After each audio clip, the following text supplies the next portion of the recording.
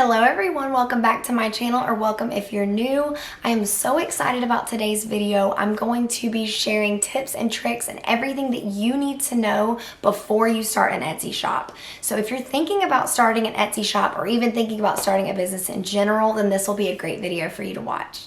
If you don't already know, my name is Sally and I have an Etsy shop. I sell wood signs and vinyl decals and personalized gifts, and I've been doing it for about 4 years now. And so I'm definitely not an expert. I definitely have a lot to learn. There's a lot to always learn, but I would love to just share just the things that I've learned throughout the years, and maybe it'll help somebody. So first and foremost, something I would definitely recommend to do is to do your research. So whatever hobby, whatever item, or whatever thing you're thinking about selling, just do your research and figure out the best ways to sell them. So for instance, I started with vinyl decals when I started my Etsy shop. So I wanted to research the best vinyl, the best transfer tape, how to make vinyl, how to cut vinyl the right way, how to apply vinyl, just anything that your customer might ask you. I wanted to make sure I was prepared for and I was ready for. So definitely just do your research and just be ready. And definitely going into the next phase of that is sell to your family and friends first. So find out if it's something you even want to sell or if you think that it's going to go well. I started with a Facebook shop. I opened up a little Facebook business page and I sold to family and friends, and I definitely tested the products out myself at home and with my children and things like that before I sold them to anyone, because I wanted to make sure that it was going to, be a good product. And you definitely don't want to sell anything that is not going to be good or is going to break, quickly. So practicing with family and friends is great, and then ask them for their feedback. So as they have your products, maybe send a message every now and again and just say, how is your product going? Is it holding up well? Do you have any feedback for me? And just be ready to take criticism, because that is how you grow, is criticism. That's definitely how you learn how you can improve your products, how you can better yourself and better your business, and just be ready for whatever you have. And it also gives you a good way to test out your customer service skills a little bit. And so definitely start off testing with family and friends. Okay, another tip I have is to see what's trending. So I'm just going to use a random example here. Let's say that you want to open up a face mask store. So that is what's trending right now on Etsy, which is to be understandable, because that's what's going on right now in the world. But let's say you want to do that, but you think it's a saturated market, so nobody's going to want to buy from me. Well, actually, you know what? I sell in a very saturated market, and it is very possible to do so. And I'll tell you how. You just have to take that product and make it your very own. So sell it in a way that no one else is selling it. Add something that other people don't have on there, and you will succeed. It is very possible to sell in a saturated market. So that's just an example, but just see what's popular and do your own twist in that. So make sure it's something that you enjoy though, and that you love, and something that you feel that you could definitely make your own. Okay, so another important thing is your branding. So your business name, your color scheme, your aesthetic of your business, that is probably one of the most important things that you need to make sure you nail down in the beginning. So I'm just going to tell y'all, my business name is legally, and I don't know if you know this, it's Sally's Southern Stitches. Yes, that is a mouthful. So definitely think about your business name before you make it legal. I used to sell sewing products. So this was back just with family and friends. This was before Etsy. I just wanted to sell sewing things, and I wanted to make it legal because I knew I was going to be making money. And so my business name with stitches in the end, Sewing Stitches, and it was something I regretted so bad, because my business just grew into much more beyond sewing, and I fell in love with doing other things, and eventually sewing just phased out. So I knew I had to update my name. So I didn't want to go through the entire process of changing my business name legally, because it's under all of my paperwork and all of that. So I just created a DBA, which is doing business as, and Simply Sally is my DBA name. So that is what I go under now. But try not to make the mistake that I did in the beginning, and you should be good. Just make it something unique to you, something you love. But leave it open for opportunity, because what you might start selling, you might not always sell. So that's another tip I have.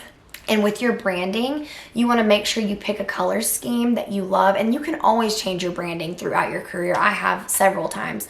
But if you're a colorful, bright person, make it colorful and bright. If you like simple, make it simple. Just do whatever makes it about you. So your customer will remember you by that. Your branding is really, really important. As you can think of logos and things like that, it's kind of how people remember you. Okay, something really important I feel is to search the laws in your state when it comes to starting a business. So pretty much if you're gonna make even $1, you need to kind of have a legal business. So not a lot of people do that, but I feel like it's a really important because you don't want to start off a business the wrong way.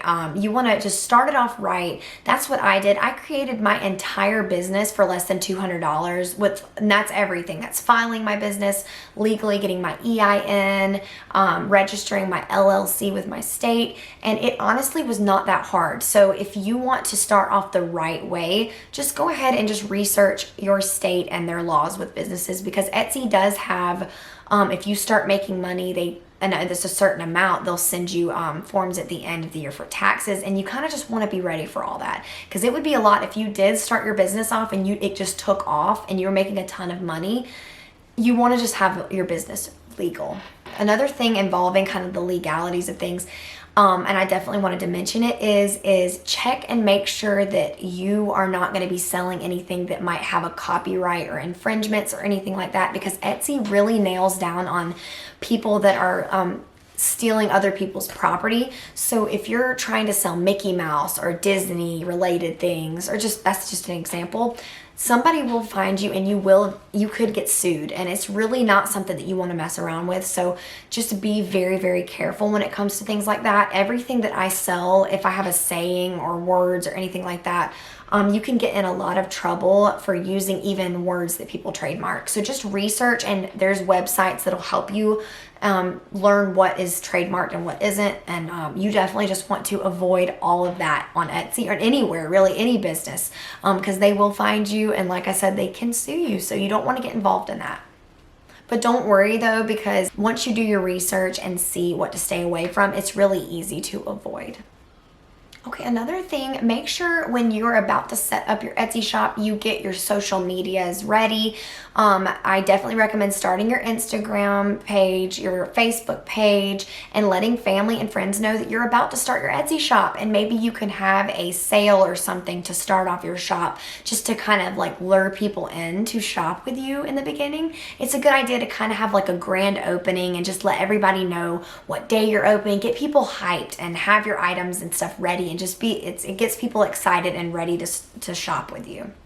Okay, and then before you start selling, an important thing obviously to figure up is your pricing formula. So what are you comfortable making in terms of profit? In the beginning, of course, you're gonna probably undersell yourself, which is what I think a lot of small businesses do in the very beginning. They wanna sell fair prices, but just do your research, figure out what other people that are selling your similar items kind of are selling their products for, and then just find out how much profit you will make based off your materials and costs and all that. And there's a lot of formulas online that will help you with that, but definitely don't undersell yourself, because your time is worth it. And you don't want to undersell yourself too much to where people are getting a complete steal and you're not making any profit, because then you will work all day, every day, and then you'll realize, where's my money going? Because Etsy does take fees, so you need to take that all into consideration when you're selling things. You need to figure in all of your fees into your profit as well, to make sure that you're making enough money to make it worth it for yourself.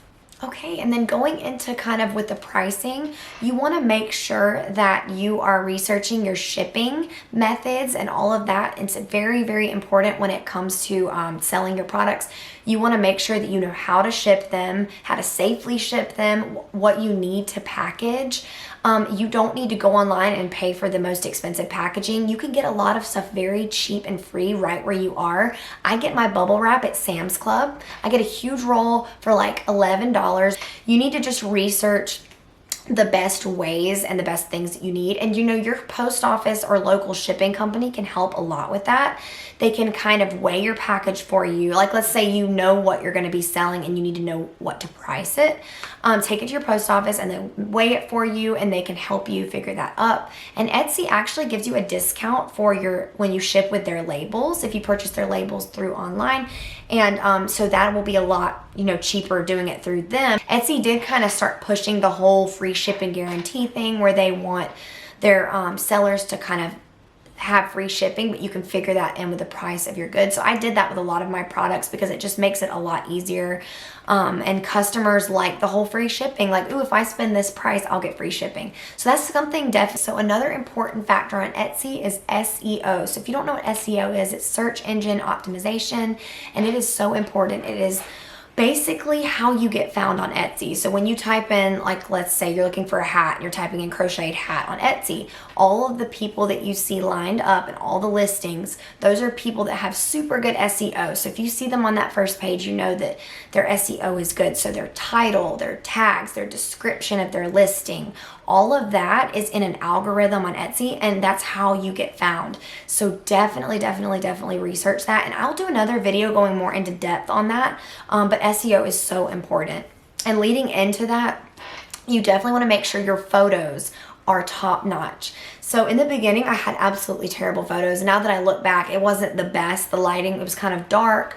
You want to make sure you have super bright listings, things that catch people's eye, maybe your products in action, just something that people will see that will make them want to click on that listing, make them want to see more.